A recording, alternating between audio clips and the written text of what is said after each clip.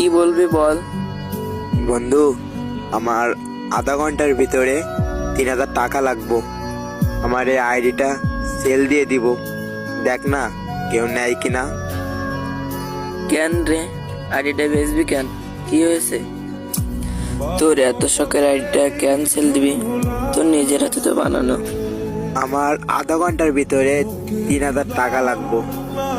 আম্মু খুবই অসুস্থ, এই জন্য এর লাইগা আইডিটা সেল দেওয়া লাগতেছে বন্ধু।